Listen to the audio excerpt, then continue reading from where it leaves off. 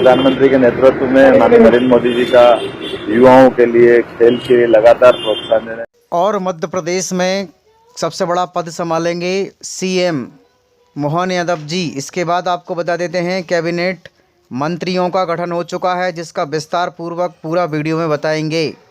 Back to my channel प्रकाश शनगन। आज की खबर आपको बता देते हैं कि पूरे भारत में बहुत कोहरा छाया हुआ है। इस कारण से मध्य प्रदेश धुंधला सा दिखाई दे रहा है। आपको बता देते हैं कि गाड़ी चलाने वालों के लिए इतना भी नहीं दिख पा रहा है। 4 फीट की दूरी पर आप लोग संभाल कर गाड़ी चलाएं। और मध्य प्रदेश में काफ़ी तरह से शीतकालीन अवकाश के कारण यह दिखाई दे रहा है। आज का सुविचार आपको बता देते हैं कि व्यक्ति चाहकर भी किसी का भाग्य नहीं बदल सकता, लेकिन उसे अच्छी प्रेरणा देकर उसके मार्ग को दिखाया जा सकता है। अब बात करेंगे हमारे मध्य प्रदेश के अतिथि शिक्षकों के लिए। आपको बता देते हैं कि अतिथि शिक्षकों को विभागीय परीक्षा लेकर अतिथि शिक्षकों का भविष्य सुरक्षित किया जाए। मध्य प्रदेश के पिछले 18 वर्षों से कार्य कर रहे अतिथि शिक्षकों का भविष्य आज तक सुरक्षित नहीं किया गया। मध्य प्रदेश के पूर्व मुख्यमंत्री श्री शिवराज सिंह चौहान ने बड़ी बातें की और बड़े घोषणाएं की। उन्होंने 2 सितंबर 2023 को लाल परेड ग्राउंड में कहा था कि मेरे मध्य प्रदेश के अतिथि शिक्षकों मैं बहुत जल्द आपको नियमित करूंगा।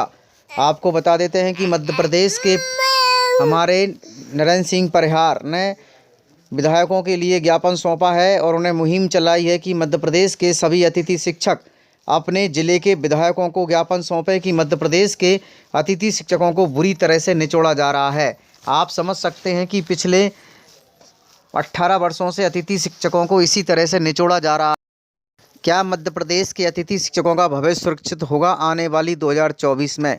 इस तरह से मेरे मध्य प्रदेश के 55 जिले के अतिथि शिक्षकों से निवेदन है।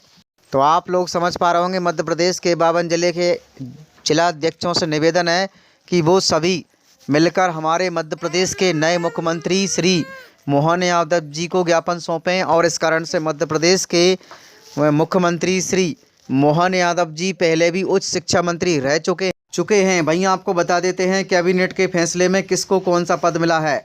आपको बता देते हैं कि मध्य प्रदेश में कैलाश विजयवर्गीय को गृह मंत्री बनाया गया है और प्रहलाद पटेल को लोक निर्माण कुटीर एवं ग्रामीण उद्योग मंत्री बनाया गया है। राकेश सिंह शहरी विकास एवं आवास मंत्री बनाया गया है। विश्वास सारंग जी को संसदीय कार्य एवं भोपाल गैस त्रसादी पुनर्वास मंत्री बनाया गया है। प्रद्युमन सिंह तोमर को स्वास्थ्य मंत्री और वहीं तुलसी सिलावट को ऊर्जा मंत्री बनाया गया है। ऐंदल सिंह कसाना को कृषि मंत्री बनाया गया है और कुमारी विजय शाह को वित्त मंत्री बनाया गया है और निर्मला भूरिया को अनुसूचित जाति अनुसूचित जनजाति कल्याण विभाग मंत्री बनाया गया है। संपत्तिया उइके को महिला बाल विकास अधिकारी और गोविंद सिंह राजपूत को चिकित्सा मंत्री बनाया गया है। करण सिंह वर्मा जी को जल संसाधन मंत्री बनाया गया है और इंदर सिंह परमार को राजस्व एवं परिवहन मंत्री बनाया गया है। राघव एवं उदय प्रताप सिंह को उद्योग मंत्री बनाया गया है। नारायण कुशवाहा जी को वन मंत्री बनाया गया है और नागर सिंह चौहान को पशुपालन मंत्री बनाया गया है। चैतन्य कश्यप को श्रम मंत्री बनाया गया है। राकेश शुक्ला जी को खेल युवा कल्याण एवं तकनीकी मंत्री बनाया गया है। वहीं आपको बता देते हैं अभी तक शिक्षा मंत्री का पद किसी के नहीं सौंपा गया है। अब देखते हैं इस तरह से मध्य प्रदेश में कैबिनेट के मंत्रियों का गठन हुआ है। इस तरह से आपको बता देते हैं कि मध्य प्रदेश में अतिथि शिक्षकों को सिर्फ नौचा और खोचा एवं उनको निचोड़ा गया है। क्या मध्य प्रदेश के अतिथि शिक्षकों का भविष्य आज भी सुरक्षित हो पाएगा? ऐसी कल्पना की जा रही है। इस तरह से आपको बता देते हैं मध्य प्रदेश के अतिथि शिक्षकों जाग जाओ और नए मुख्यमंत्री को अच्छे से स्वागत करो, ताकि मध्य प्रदेश के मुख्यमंत्री हम लोगों की दशा अच्छी तरह से जानते हैं, क्योंकि वह पूर्व में उस शिक्षा मंत्री रह चुके हैं। आपको बता देते हैं सरकारी स्कूलों में पढ़ा रहे अतिथि शिक्षकों की स्थिति आज इतनी दयनीय हो चुकी है कि उनको नियमित समय पर उनको वेतन नहीं दिया जा रहा है, जिस कारण से उनका भविष्य अंधकार में है। और इस तरह से हमारे नरेंद्र सिंह परिहार जी ने आगे की पहल बताई है कि मध्य प्रदेश के सभी जिलाध्यक्षों को अपने अपने विधायकों के लिए ज्ञापन सौंपना चाहिए और मध्य प्रदेश के मुख्यमंत्री श्री मोहन यादव जी को इस बात पर फैसला करना चाहिए कि मध्य प्रदेश के अतिथि शिक्षकों का नियमित हो सके।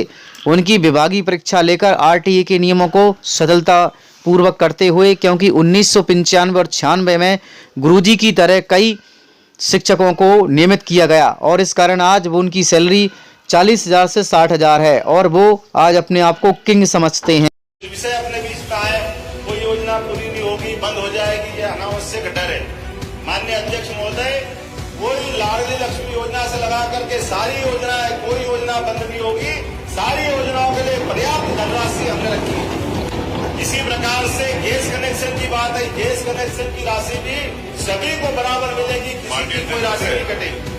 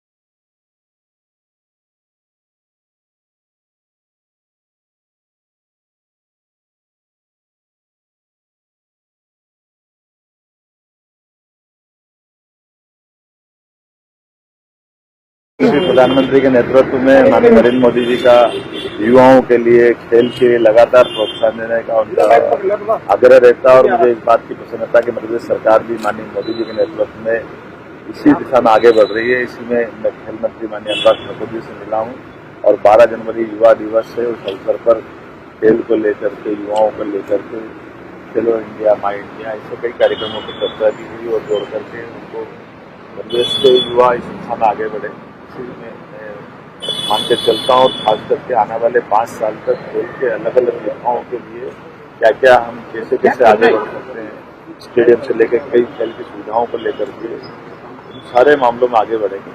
मैं वैसे सौजन्य मुलाकात के लिए आज आया था, माननीय खेल मंत्री ने इस मामले में आश्वस्त किया है कि मोदी सरकार के साथ भारत सरकार माननीय मोदी जी के नेतृत्व में लगातार समर्थन करेगी और उसको बढ़ावा देगी। आज का क्या कार्यक्रम है? आज अंतर्राष्ट्रीय मानवाधिकार संगठन जिला पन्ना ने जिला शिक्षा अधिकारी एवं मुख्यमंत्री के नाम ज्ञापन दिया है। पन्ना जिले की समस्त शैक्षणिक व्यवस्था प्रभावित है।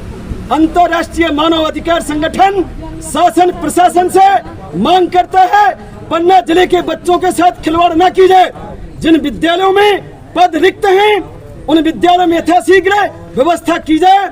बिना किसी आदेश के अतिथि शिक्षकों को सेवा से मुक्त न किया जाए। जिन अतिथि शिक्षकों को 2 माह से पढ़ाते हुए हो गया है उनकी वेतन की जाए।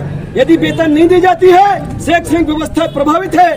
संपूर्ण जिले के अंदर तथा इस प्रदेश के अंदर, देश के अंदर, विश्व के 50 देशों के अंदर ये संदेश जाएगा कि भारत के अंदर लोकतंत्र प्रभावित हो रहा है, मानव को अधिकार नहीं मिल रहा है, शिक्षा नहीं मिल रही है। पन्ना जिला शिक्षा से प्रभावित है। इसलिए हम शासन प्रशासन से मांग करते हैं यथाशीघ्र विधि के तहत बच्चों के भविष्य को ध्यान में रखते हुए शिक्षकों की नियुक्ति की जाए, अतिथि शिक्षकों को नियमित किया जाए।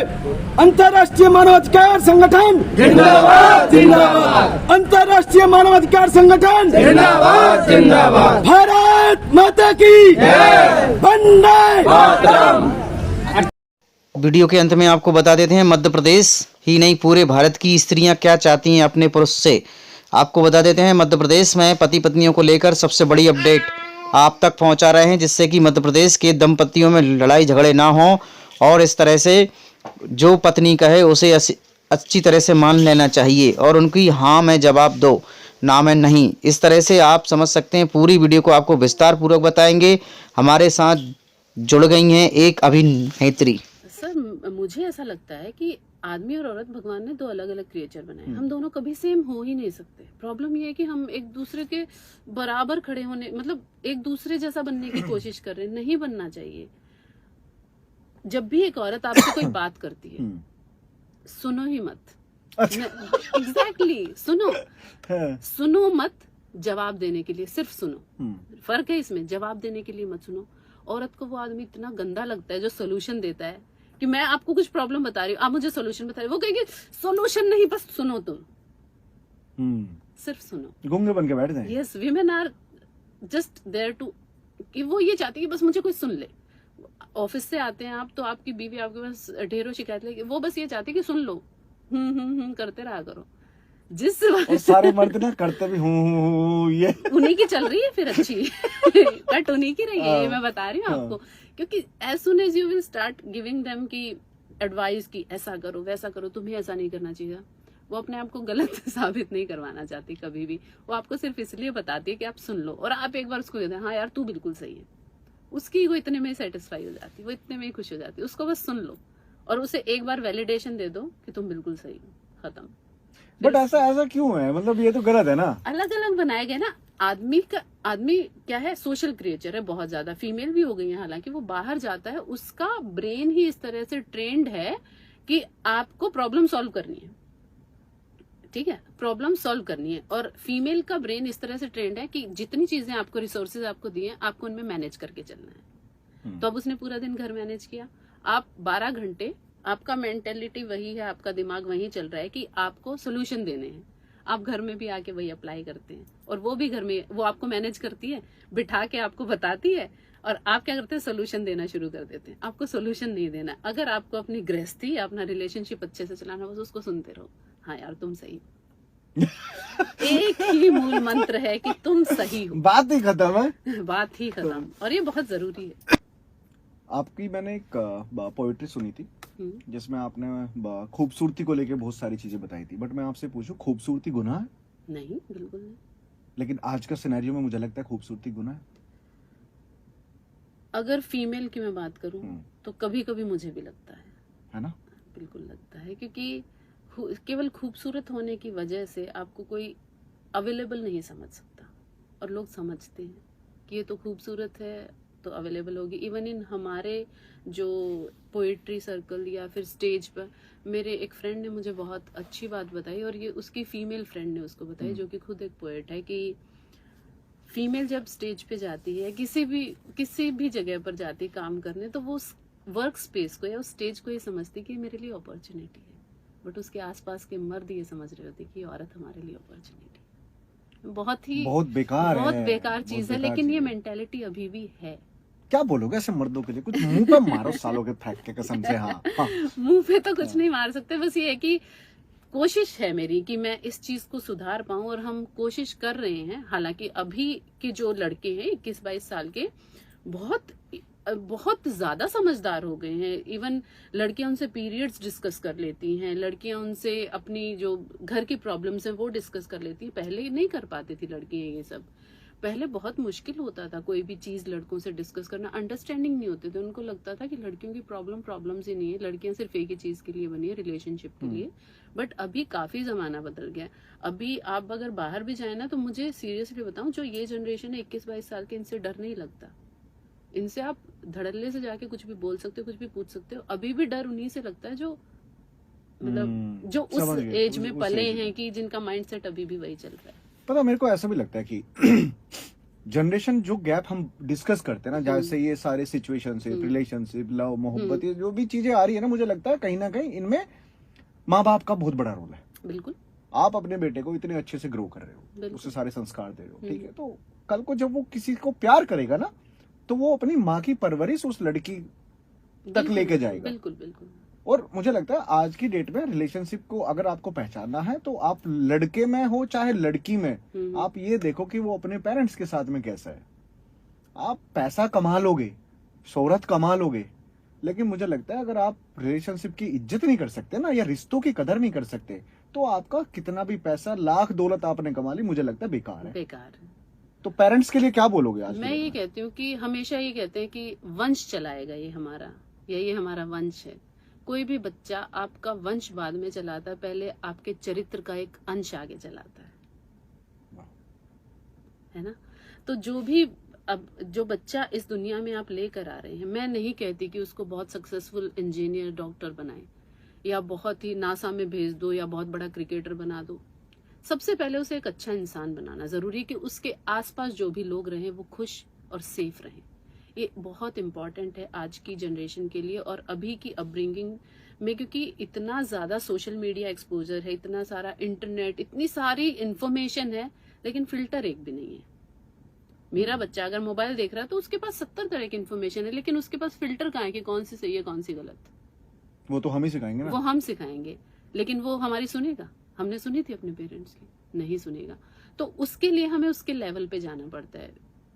इसीलिए आजकल के पेरेंट्स बहुत ज्यादा फ्रेंडली हो गए हैं और मुझे वो लोग बिल्कुल अच्छे नहीं लगते जो कहते हैं कि आज की जनरेशन ऐसी, आज की जनरेशन। तुमने पैदा की है, तुम पाल रहे हो, जनरेशन कैसे खराब हो गई?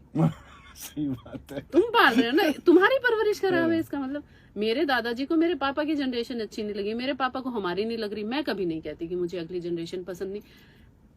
मेरे पास साइकिल थी तो मैं साइकिल से ही चलूंगी ना यार। मैं अपने बेटे को अगर स्कूटर दे रही हूँ, उसमें मेरे बेटे की गलती नहीं है। मैं उसको स्कूटर प्रोवाइड करवा सकती हूँ, वो मेरी चॉइस है, मैं उसको देना चाहती हूँ कि नहीं। मेरा बेटा अगर अपने बेटे को कार देना चाहता है, ये मेरे बेटे की चॉइस है। तो इसमें बच्चा मेरा कहाँ से खराब हो गया? तो माँ बाप की गलती है ना। हम सुविधाएं देकर फिर उनको कहते हैं कि तुमको सुविधाओं ने बिगाड़ दिया। मैं तो कहूंगी मेरे माँ बाप ने बिगाड़ा, सुविधाओं ने नहीं बिगाड़ा। Exactly. माँ बाप ना देते सुविधाएं, लेकिन हर माँ बाप चाहता है कि मैं अपने बच्चे को एक से एक सुविधा दूं, लेकिन ये मेरी शर्त है कि वो बस इसका इतना ही इस्तेमाल करे। बच्चा है वो, तो कहाँ तक लगाओगे आप फिल्टर?